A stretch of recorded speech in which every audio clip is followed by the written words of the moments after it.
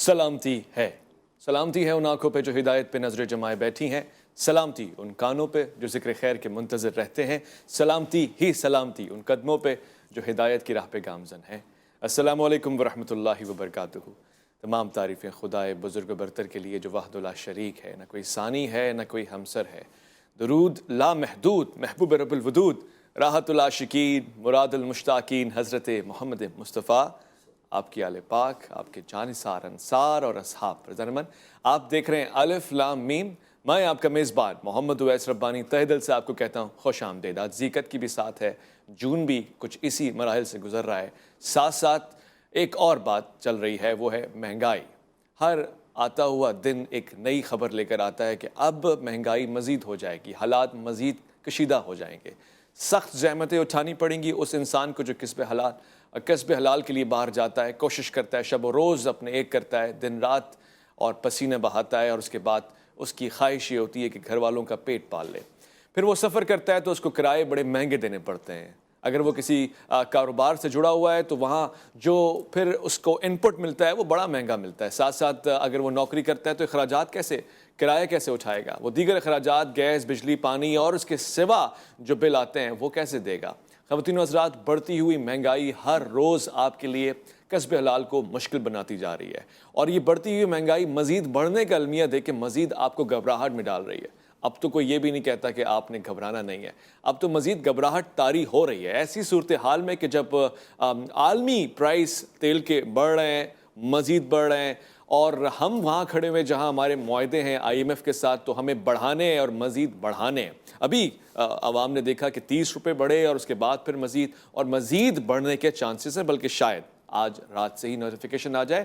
گمان ہے، یہ سب مبینہ ہے، خبریں ہیں، اور چونکہ یہ سب کچھ ایک نہ ایک دن یعنی جلد ہونا ہے، لہٰذا ہم پہلے سے طے کر لیتے ہیں کہ اس تنخواہ میں، اس کم سے کم آمدنی میں غریب آدمی کیسے گزارا کرے گا۔ کیا یہ وہ دور ہے کہ جب وہ تمام چیزیں جو ممکن نہیں ہے انسان حلال طریقے سے حاصل کر سکے اور اس کا جینا بھی ممکن نہ ہو، تو کیا اس کے لیے وہ حرام چیزیں حلال ہو جائیں گی؟ یا پھر یہ کہ ابھی کوئی راستہ ہے؟ دین کیا کہتا ہے؟ اسلام کیا کہتا ہے؟ معیشت کو سنبھالنے کے لیے کیا حکم خداوندی ہے؟ مجھے ابھی بہت تفصیل سے بات کرنی ہے، البتہ ایک چیز تو میں یہاں پہ ذکر میں لانا چاہتا ہوں۔ سورہ طٰہٰ کی آیت نمبر 124، 25 اور 26، وَمَنْ أَعْرَضَ عَنْ ذِكْرِي، جو کوئی بھی میرے ذکر سے منہ موڑے گا، فَإِنَّ لَهُ مَعِيشَةً ضَنْكًا، تو اس کے لیے معیشت تنگ ہو جائے گی، اور انتہائی تنگ ہو جائے گی۔ میں آج کے دور سے موازنہ کرنے کی کوشش کر رہا ہوں، مگر یہ تو مملکت اسلامیہ ہے، یہاں تو کلمہ پڑھنے والے لوگ ہیں، یہاں تو اسلام کا نام لیتے ہیں، ذکر سید دو عالم صلی اللہ علیہ وآلہ وسلم کرتے ہیں اور محفلیں سجا کے کرتے ہیں۔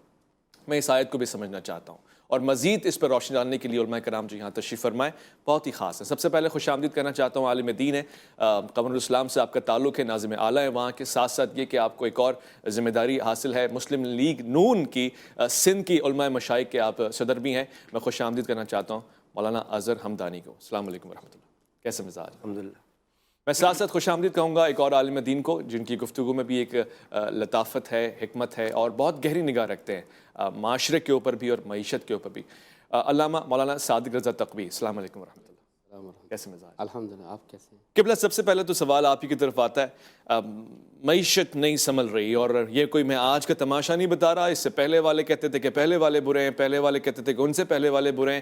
مجھے نہیں معلوم کہ اس کا حل کیا، البتہ غریب جو پہلے تھا وہ بھی تنگ دست تھا، ناتواں تھا، اور اب مزید مشکلات میں چلا گیا ہے۔ ہمارے لیے کوئی راہ نجات ہے قبلہ؟ بسم اللہ الرحمن الرحیم۔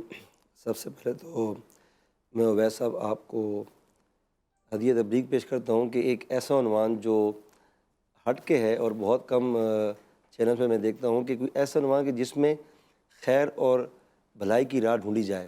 ہمارے یہاں دیکھا یہ جاتا ہے کہ جب بھی کوئی ڈیبیٹ ہوتی ہے، خاص کر میڈیا پہ، تو وہ الزام در الزام اور ایک دوسرے کو اس پہ طعن و تشن کا جو ہے وہ ایک ماحول سا بن جاتا ہے۔ تو میں اس حوالے سے آپ کو خراج تحسین پیش کرتا ہوں۔ شکریہ۔ اور دیکھیں اس وقت جو صورتحال ہے ملک کی وہ سب کے سامنے ہے۔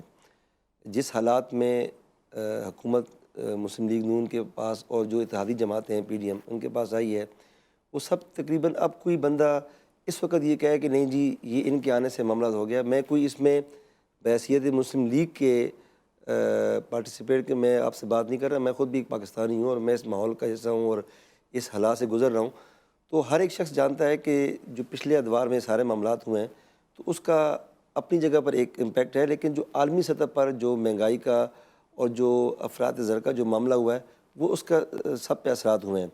اور یہ جو پیٹرول کی پرائسز جو ان دنوں میں بڑھی ہیں، یہ شیڈول پرائسز تھیں جو آلریڈی ایک کمیٹڈ تھیں کہ جو ہم نے کرنی تھی۔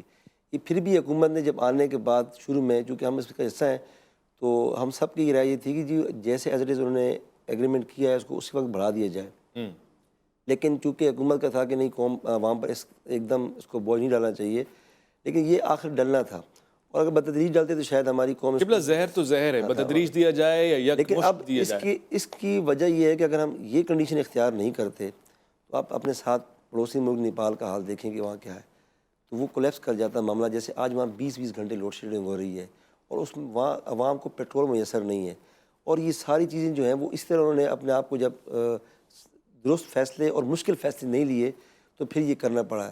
لیکن اب دوسری طرف ہمارے یہاں یہ بھی ایک بڑا المیہ ہے کہ ویسا آپ اپنے معاشرے پر نگاہ دوڑائیں کہ جو یہ ساری ایک چیزوں کی کمی اور جو قلت ہم دیکھتے ہیں اس میں ٹھیک ہے ہم کہتے ہیں کہ حکومت کی ذمہ داری ہے، اور بلا شک ان کی ذمہ داری ہے کہ اس کو اس سے نبرآزما ہونا ہے اور اپنا رول پلے کرنا اور اپنا حق ادا کرنا ہے۔ لیکن دوسری طرف یہ دیکھیں کہ آپ اپنے معاشرے کی نگاہ دیکھیں، ہم اپنی شہر کی مثال دیکھیں کہ ایک ہی شخص ایک ہی وقت میں 4 گھر لے کے رکھا ہوا ہے، اس کے ساتھ ہر گھر میں گاڑیاں موجود ہیں، اس کے حساب سے اس کا جو تعیش کا جو ماحول ہے وہ سارا اثر جو ہے پھر سب پہ آتا ہے۔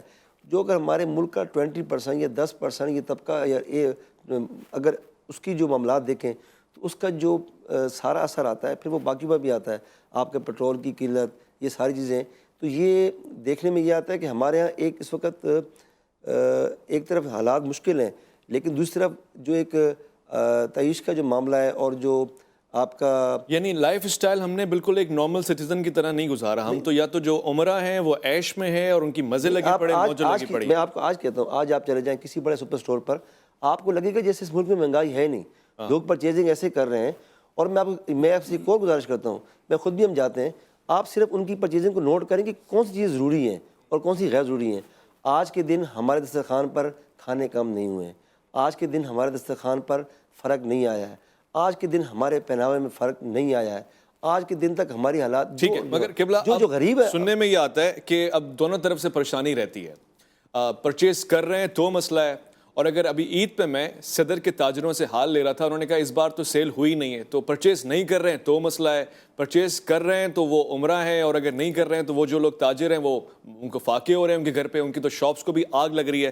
تو مولانا صاحب، علامہ صاحب نے گفتگو فرمائی ہے، ظاہر ہے ہمیں اپنا لائف سٹائل بیلنس کرنے کی ضرورت ہے، مگر اس سلسلے میں دین ہماری کوئی رہنمائی فرماتا ہے؟ اب ایسا نہ ہو کہ علامہ صاحب نے نیپال سے کمپیئر کیے، آپ ایران سے کمپیئر کرتے ہیں، پاکستان میں رہ کے کیا کریں؟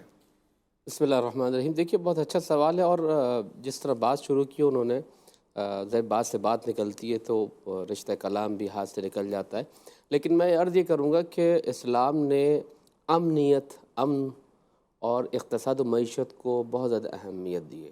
لإلاف قریش إِلَافِهِمْ رحلة الشتاء والصيف، گرمی اور سردی میں جو سامان تجارت اور موسم تجارت ہے، اس میں اللہ تعالیٰ نے 2 بڑی معاشرے کی اہم ریڑھ کی ہڈی جیسی نعمتوں کا تذکرہ کیا ہے، اقتصاد، معیشت، جس پہ ہم گفتگو کر رہے ہیں۔ دوسری طرف یہ ریاست کا کام ہے، یہ خلیفہ اور امام اور حاکم اور حکمران کا کام ہے کہ وہ ان تمام چیزوں کو کنٹرول کرے۔ حضرت علی علیہ السلام نے نہج البلاغہ میں مالک اشتر کو جب گورنر بنا کے بھیجا ہے مصر، تو وہاں پر آپ نے پورا ایک لیٹر لکھا ہے۔ میں سمجھتا ہوں کہ یہ لیٹر، اس پہ گفتگو ہونی چاہیے کہ ایک حاکم کے، ایک حکمران کے کیا اصول ہیں، اور وہاں پہ اقتصاد کی جو باریکیاں اور ظرافتیں حضرت امیر المومنین علیہ السلام نے پیش کی ہیں وہ زبان زد خاص و عام ہونی چاہیے۔ دوسری جانب جس کی طرف ہمارے برادر عزیز نے اشارہ کیا وہ ہے عوام کا کام۔ عوام کا کام کیا ہے کہ جو ہمیں اخلاقی تعلیمات دی گئی ہیں کہ اپنے برادر کا خیال رکھو، قناعت کرو، شکر کرو، خیر الناس من ینفع الناس، سب سے بہترین انسان وہ ہے کہ جو لوگوں کے کام آنے والا ہے۔ بس اس بنا پر کچھ ہماری اجتماعی ذمہ داریاں ہیں، کچھ ہماری اخلاقی اور انفرادی ذمہ داریاں ہیں، ان دونوں کو سامنے رکھتے ہوئے اس وقت ہمیں جس گرانی کا اور مہنگائی کا سامنا ہے، ہمیں اس سے لڑنا ہے۔ اب جہاں تک بات آتی ہے کہ جناب غریب آدمی کیا کرے، یقیناً ملک جس طرح چلتا آ رہا ہے ایک حکومت جاتی ہے دوسری حکومت آتی ہے. میں یہاں پر پاکستانی عوام سے درخواست کروں گا، میں کسی ملک سے مشاہدہ نہیں کرنا چاہتا. سعودی عرب کے اپنے اقتصادی حالات ہیں، متحدہ عرب امارات کے اپنے اقتصادی حالات ہیں، نیپال ہوئی دوسرے ممالک، ایران کے اپنے اقتصادی حالات ہیں. پاکستان کی جو جغرافیائی صورتحال ہے اور جس سینیریو میں پاکستان اس وقت گزر رہا ہے اس کو سامنے رکھتے ہوئے میں یہ کہوں کہ ہمیں ان برادر اسلامی ممالک کو اسٹڈی کرنا چاہیے، ان کی قوموں کو دیکھنا چاہیے کہ انہوں نے کیسے سروائیو کیا. صحیح. ایران پہ گزشتہ 40 سالوں سے پابندیاں ہیں اقتصادی، لیکن میں ابھی تقریباً 35-37 دن وہاں رہ کے آیا ہوں. میں نے بہت قریب سے وہاں کی معیشت کو دیکھا ہے. وہاں پابندیوں کے باوجود وہاں کا لائف اسٹائل، وہاں کی ترقی، وہاں کا انفراسٹرکچر، وہاں کی گورنمنٹ، وہاں کے بنیادی کام، میں سمجھتا ہوں کہ اس کو ہو رہی. اس میں ہمیں تعصب کا شکار نہیں ہونا چاہیے. ہمیں سعودی عرب کو بھی دیکھنا چاہیے، ہمیں اپنے اطراف میں بسنے والے ممالک کو بھی دیکھنا چاہیے. اس سے یہ ہوگا کہ ہماری قوم میں ایک احساس ذمہ داری پیدا ہوگی. اچھا. وہ یہ ذمہ داری ہوگی کہ دوسری قوموں نے کس طرح سروائیو کیا. دوسری قومیں 40 سال سے اقتصاد کی پابندی میں جکڑی ہوئی، آیا انہوں نے کوئی کام کیا یا نہیں کیا. یہاں پہ میں پاکستان سے عوام سے درخواست کروں گا کہ گرانی ہے، مشکلات ہیں، پریشانی ہے، مہنگائی ہے، لیکن اپنے لائف اسٹائل کو اس طریقے سے رکھیں کہ آپ کا بھائی، آپ کا ہمسایہ اور آپ کا کوئی عزیز و اقارب اگر مشکل میں ہے تو آپ اس کی مدد کریں. یہ وہ اخلاقی تعلیمات ہیں جو ہمیں سپورٹ کرتی ہیں کہ اگر کہیں پر کوئی مشکلات ہیں تو ہم اس کو لے کر آئیں. ایک واقعہ میں سناتا ہوں. میں ایک وقفے پہ چلا جاؤں گا، آپ کی بات پہ آؤں گا انشاءاللہ، اور یہ تسلسل بہت ضروری بھی ہے. علماء کرام دونوں جو یہاں بیٹھے ہوئے ہیں ذاتی حیثیت میں جانتا ہوں بہت ہی نفیس اور عمدہ اور قناعت سے کام لینے والے لوگ ہیں. البتہ ہم یہ دیکھتے ہیں قبلہ مولانا سے معذرت کے ساتھ، جو علماء کرام قناعت کی بات کر رہے ہوتے ہیں، جو کم خرچ کرنے کی بات کر رہے ہوتے ہیں، وہ جو 2-3 کروڑ کی گاڑیوں میں آتے ہیں اور جو ان کے ساتھ سیکیورٹی کے انتظامات ہوتے ہیں اور وہ جو ان کے محلات ہوتے ہیں اور پھر وہ لگژری لائف اسٹائل جو وہ دکھا رہے ہوتے ہیں، میرا خیال ہے کہ عوام احساس ذمہ داری سے زیادہ احساس کمتری کا شکار ہوگی. لوٹ کر آئیں گے الف لام میم میں، ایک مختصر وقفہ آپ کا انتظار رہے گا.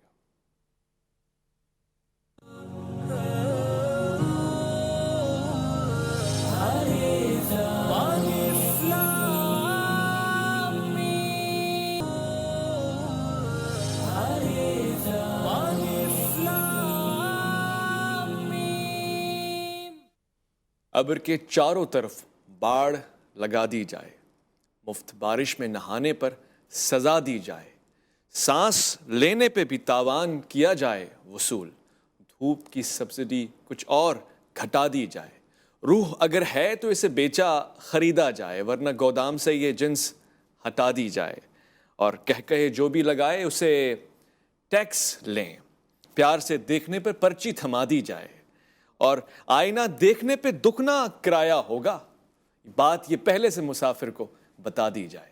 اس قدر مہنگائی اور اس قدر شدید تنگی، آپ کے پاس وسعت نہیں ہے. اور ایسی وسعت میں ہم اپنے منسٹرز کو اگر دیکھیں یا پھر اعلیٰ افسران کو ہم دیکھیں کہ ان کا پروٹوکول اور پھر ان کی فیملی سارے سیاسی گاڑیوں میں سیاسی مراد کے ساتھ موج اور مستی کے اندر ہیں. اور پھر میں صرف سرکار کی بات نہیں کر رہا، میں نے بریک پہ جانے سے قبل علماء کے سامنے یہ بات رکھی کہ علماء کرام کو اگر دیکھیں، چند ایک کی بات نہیں کر رہا، خاص المعروف کی بات کر رہا ہوں کہ لائف اسٹائل ایسا ہے کہ عوام رش کرتی ہے، عوام ان کی حلال کمائی کے اوپر خود احساس کمتری میں چلی جاتی ہے کہ یہ کیا ہے، ہم کیوں نہیں آ سکتے.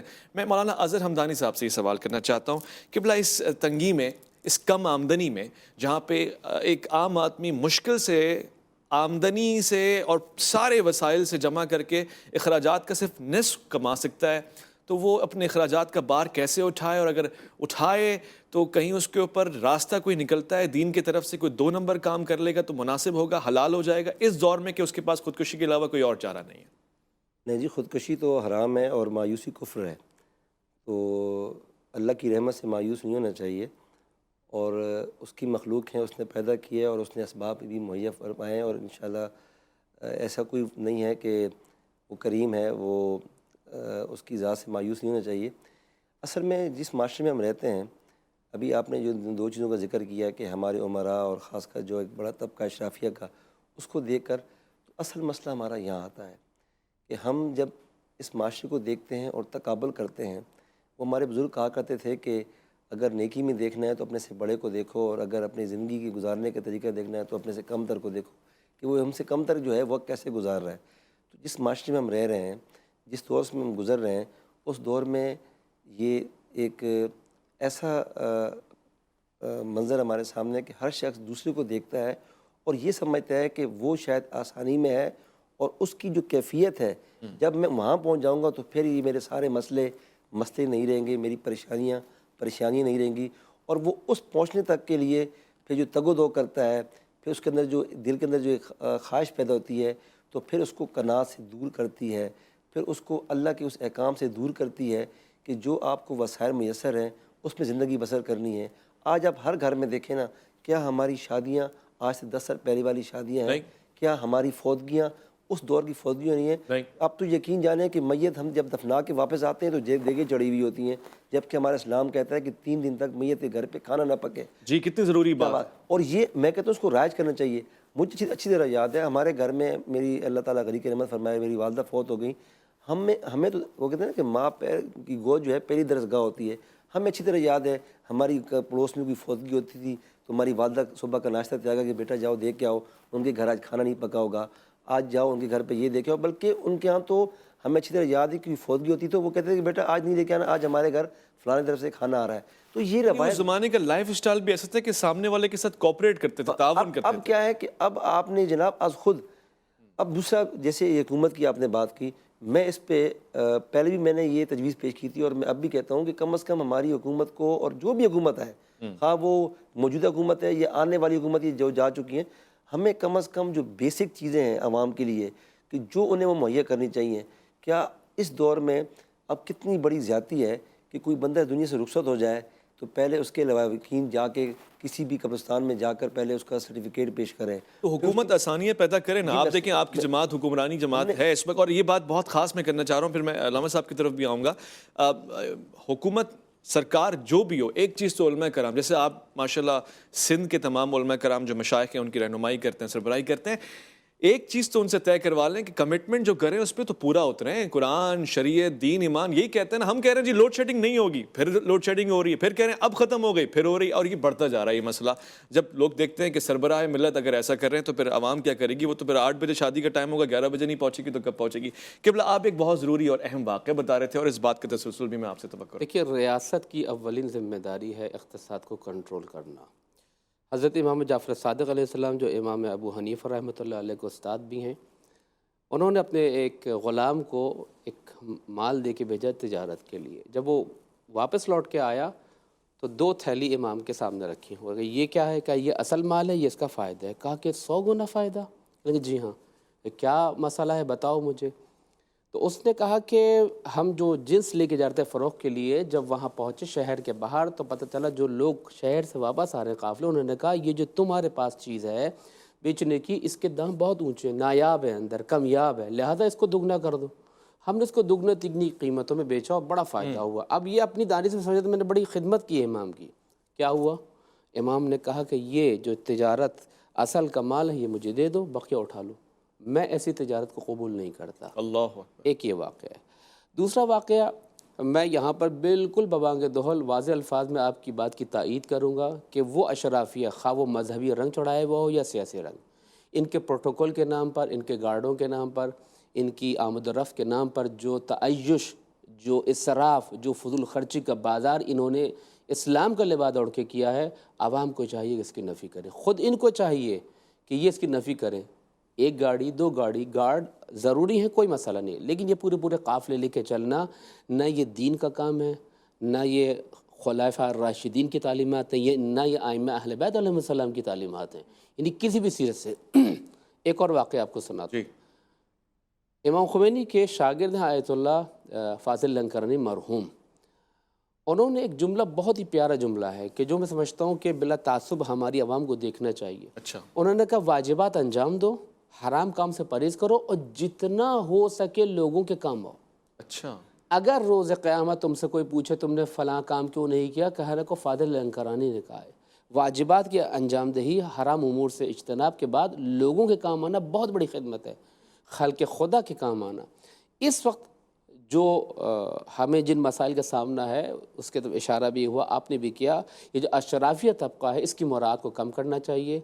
قومی اسمبلی صوبائی اسمبلی کے جتنے وزراء اور جتنے ممبرز ہیں ان کو جو فری الاؤنسز دیے جا رہے ہیں، ان کو جو مراعات دی جا رہی ہیں، ان کو جو پیٹرول کے اور گیس کے اور بجلی کے اور دوسرے الاؤنسز دی جا رہے ہیں، ان میں کٹوتی کی جائے، صرف ایک عام پاکستانی کی طرح کی جائے۔ اگر اس وقت نون لیگ کی حکومت سمجھتی ہے کہ وہ ایک بحرانی دور میں اپنی ملک کو بچانے کی کوشش کر رہی ہے تو اسے صدقہ دل سے ان چیزوں کو کرنا چاہیے تاکہ عوام کو یقین ہو کہ یہ صرف بوانگ دہل نعرے نہیں ہیں بلکہ یہ حقیقت پر مبنی ایک کام ہے۔ لیکن دوسری طرف ہم دیکھتے ہیں یہی موجودہ حکومت ہے جس کے اپنے اپنے بڑے محلات ہیں۔ ہوتا یہ ہے کہ ایک حکومت جاتی ہے، دوسری حکومت آتی ہے تو ایک دوسرے پر ڈالنے لگتی ہے اور ڈالنے لگتی ہے کہ جناب پچھلی حکومت کا خمیازہ ہے ہم بھگت رہے۔ یہاں پہ میں کہوں گا کیوں ہم IMF کے پاس گئے، کیوں ایسے حالات پیدا ہوئے، کیوں ہم اپنی مصنوعات کو فروغ نہیں دیتے، کیوں ہماری جب قوانین موجود ہیں ہم باس پرس نہیں کرتے، کیوں قانون جو ہے اس کے آئینی ہاتھوں کو استعمال نہیں کیا جاتا، کیوں در حقیقت جو اس وقت قتل و غارت ہو رہا ہے، جو فساد ہے، جو مالی طور پر خرد برد کرپشن ہے، اس کو نہیں روکا جاتا۔ صحیح۔ میں قبلہ جب ایک وقفے کی طرف جا رہا ہوں، لوٹ کر آؤں گا تو ہمدانی صاحب سے بھی اور آپ سے بھی ایک چیز تو پوچھوں گا جو میری معلومات میں اضافہ کرے گی۔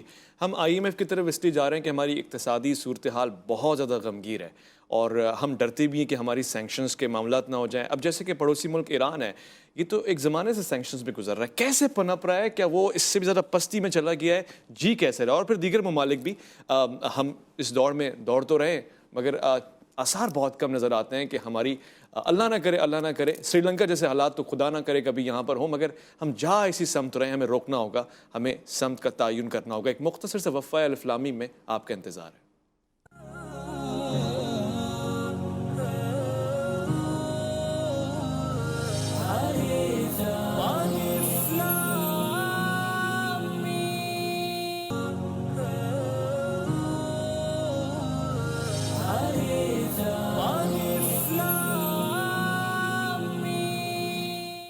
خواتین و حضرات خوش آمدید۔ میں چونکہ آج مہنگائی اور پھر موجودہ معاشی اقتصادی صورتحال پہ بات کر رہا ہوں، میرے سامنے علماء کرام تشریف فرمائے اور میرے سامنے آپ کے اور میرے حالات بھی ہیں اور جو مشکل ترین ہوتے جا رہے ہیں۔ کرائم ریشو بڑھ رہا ہے، لوگ اس طرف جا رہے ہیں کہ جس طرف نہیں جانا چاہیے، اور ایک طرف وہی مزاج ہے، وہی رسومات ہیں، ان کا وہی طور طریقہ ہے، اور یہ اب ہمارے یہاں ایک عیب بن گیا کہ اگر آپ نے شادی میں خرچہ نہیں کیا، نمود و نمائش نہیں کی، تو پھر یہ کوئی شادی کی ہے؟ کیونکہ شادی تو ایک دفعہ ہوتی ہے۔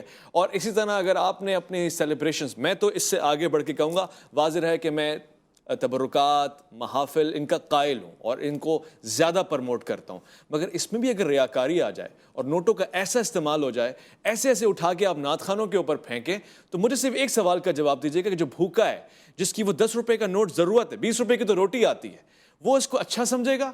اس کی تو آنکھیں چکرا جائیں گی کہ پروردگار ایسی کوئی کام کرتے ہیں جس میں ایسے نوٹ اچھل کر آ جائیں۔ یہ تو ادب کے عین خلاف ہے۔ میں یہاں پہ بات کرنا چاہتا ہوں، بہت ساری سوال اور جواب، کم وقت ہے میرے پاس۔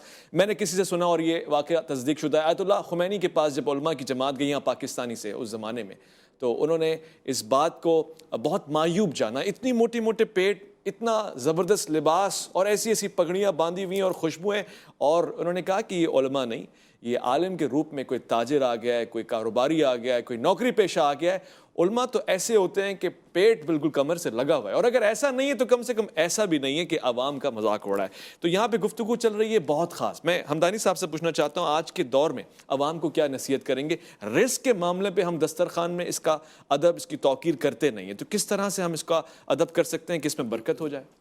دیکھیں جی، جہاں بہت سارے عوامل، اور جس طرح ہم بات کریں چونکہ وقت بڑا کم ہے اور یہ ایک بڑی طویل اس پہ گفتگو ہو سکتی ہے، جہاں بہت سارے دیگر عوامل ہمارے یہاں تنگی کے ہیں، تو اس میں سمجھتا ہوں کہ ایک بڑا جو ہمارے یہاں ایک مسئلہ ہے اور جو ایک عام ہو چکا ہے کہ اب ہمارے یہاں رزق کی بڑی بے حرمتی ہوتی ہے۔ آپ چاہے وہ گھر کی محفل ہو، گھر کا دسترخوان ہو، آپ ہماری شادیاں دیکھ لیں، کوئی بھی پروگرام دیکھیں، کہ ہم اس میں رزق کی بڑی فراوانی کے ساتھ جو ہے وہ پلیٹ میں ڈالیں گے، تھوڑا سا کھائیں گے اور اس کو ضائع کر دیں گے۔ حدیث پاک ہے کہ سید سرکار دو گھر تشریف لائے اور گھر میں کوئی روٹی کا ٹکڑا گرا ہوا تھا، اور آپ نے اسے صاف کیا، اٹھایا اور کھایا، اور فرمانے کہ عائشہ اگر کسی سے گھر سے رزق روٹ جائے نا تو پھر واپس نہیں آتا۔ اللہ لگتا یہ ہے کہ اللہ کریم کہ ہم یہ نعمتیں ہیں ہم اس کی ناقدری کر رہے ہیں، ایک طرف ہم یہ کر رہے ہیں، اور دوسری طرف جو ہمارے یہاں ایک اور بڑی چیز ہے، اب ہم نے گناہ کو گناہ سمجھنا چھوڑ دیا ہے۔ ہم نے غلطی کو غلطی سمجھنا چھوڑ دیا ہے. جیسے آپ نے کہا نا، اب ہمارا مطمع نظر یہ ہے کہ مجھے اس اسٹیج تک پہنچنا ہے، مجھے اس مقام کو حاصل کرنا ہے. اس کے لیے کیا غلط ہے، کیا صحیح ہے، کیا حلال ہے، کیا حرام ہے، کچھ نہیں ہے. مجھے کسی کو دھوکہ دینا ہے، کسی کے ساتھ فراڈ کرنی ہے. اور میں ایک اور بات کرنا چاہتا ہوں آپ سے کہ آج کے دور میں یہ سوشل میڈیا پہ آپ دیکھتے ہیں، اب ہم کسی کے ساتھ فراڈ کرنا، کسی کو چیٹ کرنا، کسی کو دھوکہ دینا، کسی کے ساتھ کوئی دو نمبری کرنا، اسے اپنی ایک اسکل کے طور پہ ہم پیش کرتے سچ ہیں. فرما رہے ہیں. ہم اس کو اپنے ایک کمال کے طور پہ پیش کرتے ہیں. اور آپ نے سنا ہوگا کہ رب کریم کے ہاں گناہ گار کی معافی ہے، لیکن ایسے گناہ گار کی معافی نہیں ہے کہ جو گناہ کر کے اس پہ اترائے. اترائے. آج کے دور میں ہم گناہ کر کے اتراتے ہیں. کیسے؟ میں نے اس کے ساتھ یہ کیا، یہ چیٹ کیا، میں نے وہاں یہ ٹاپ مارا. باقاعدہ اس کے فضائل سناتے ہیں کہ بڑا کمال کیا. لم سب آخری اوقات میرے پاس دقیق بہت کم رہ گئے. اب کوئی ایسا مشورہ دیتے ہیں جس سے ایک مومن آدمی جو بہت مشکل سے آلریڈی اپنے کم آمدنی میں گزارا کر رہا تھا، اب کرمنل نہ بنے، اب منفی اثرات اس پہ حاوی نہ ہیں، کیا کریں؟ دیکھیے اس کے لیے سب سے بہترین چیز قناعت ہے، شکر گزاری ہے جو اللہ تعالیٰ نے پیش کی ہے. اور اس کے لیے پاکستانی قوم ایک محنت کش قوم ہے، پیاری قوم ہے، متحد قوم ہے. میں 3 قوموں کا تذکرہ کروں گا، ان کو اسٹڈی کریں. ایک جاپان، ایک چین اور ایک ایران. ان تینوں قوموں. جاپان نے ایٹم بم کھایا ہے، گرا ہے، لیکن خود کو بنایا ہے. ایٹم بم بنانا کسی ملک کی بڑائی کی دلیل نہیں ہے، بلکہ ایٹم بم کھا کر، قربانی دے کر اپنی قوم و ملک کی تعمیر کرنا یہ بڑی بات ہے. قیمتی جملے. اسی طریقے سے چائنا کو دیکھیں، ایک بہت بڑی اقتصادی دولت اور اقتصادی ہب اس وقت دنیا میں. تیسری قوم جو ایرانی قوم ہے، 40 سال سے مشکلات کا شکار ہے، لیکن اس کے باوجود انہوں نے جو ایسے محیر العقول کام کیے ہیں، ڈرونز کو اتارا ہے، ٹیکنالوجی کی ہے، جہاز بنا رہے ہیں، جیٹ بنا رہے ہیں، ہوائی جہاز بنا رہے ہیں، ٹینک بنا رہے ہیں، دنیا بھر کی ٹیکنالوجی اسپیس میں اپنے سیٹلائٹ بھیج رہے ہیں. کیسے؟ یعنی ان کو قومی مزاج جو ہے وہ در حقیقت ٹیم ورک پر ہے. پاکستانی قوم کو چاہیے کہ شکر، نعمت اور قناعت کے ساتھ اپنے بھائیوں کی مدد کریں. یاد رکھیں کہ آپ جتنا دیں گے اتنا ہی خداوند عالم کے خزانے سے آپ تک آئے گا. جب تک آپ نہیں دیں گے آپ تک نہیں پہنچے گا. سادی سی مثال میں دوں، وہ سانس جو سینے میں ہے جب تک باہر نہیں آئے گا نیا سانس نہیں آ سکتا. یہ قدرت کا اصول ہے. دینا سیکھیں، خدا بھی آپ کو دے گا. پاکستان ایک مشکل دور سے گزر رہا ہے. ارباب اقتدار کی اپنی ذمہ داریاں ہیں، لیکن عوام کی، علماء کی ذمہ داری یہ ہے کہ وہ قناعت کے ساتھ آئیں. چھوٹی سی میں مثال بھی دوں، آپ نے کہا کہ اشرافیہ ہیں، علماء بھی ہیں اور ان کے پروٹوکول ہیں.